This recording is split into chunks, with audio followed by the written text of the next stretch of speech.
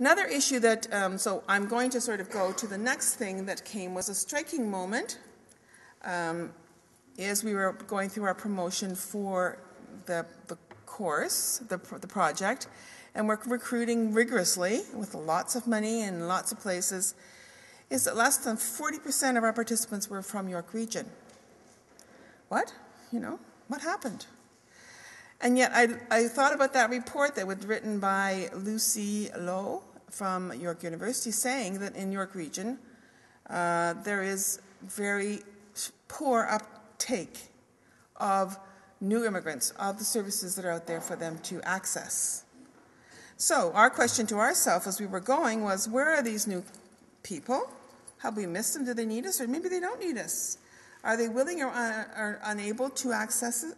And there are empty seats. So we were scrambling in our first group to fill the seats. But we didn't understand why they weren't coming. So that is still a bit of a mystery, and I think that's something that requires us to look at. This is the excerpt from Lucy Lowe's report that looks at infrastructure. And I would like to see some more work done on that, because over time what happened to us is that every time we ran the program we doubled our numbers and doubled our numbers. So I guess if we had longevity we would continue to double our numbers, because the cultural communities began to tell each other about it. And so people would, I saw today somebody say, oh, I know her from the second cohort. So now they're in the third cohort.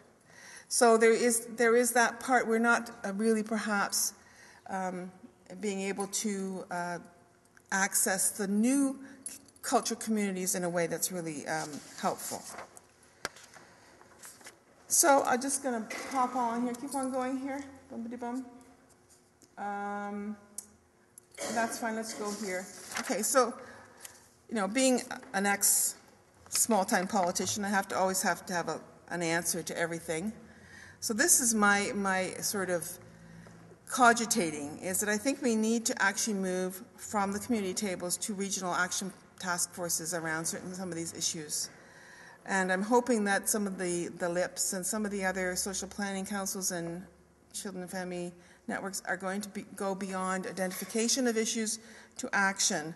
Because what I see is that the frontline worker knows the issues, is working really, really hard to work with the problems. But at a certain level, it seems to fade out of the awareness of the upper echelon of decision makers who allocate the resources.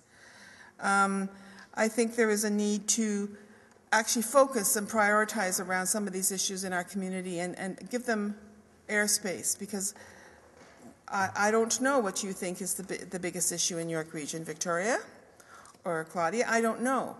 And I think that's at some point, the people like yourself and your superiors need to be in a room and talk about that as a coordinated approach.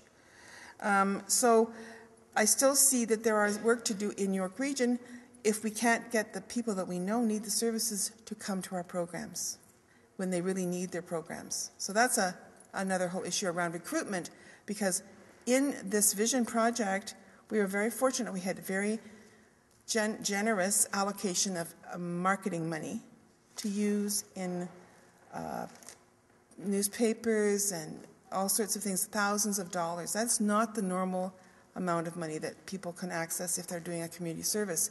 So if we didn't have that, those people would not have come. They would not have benefited.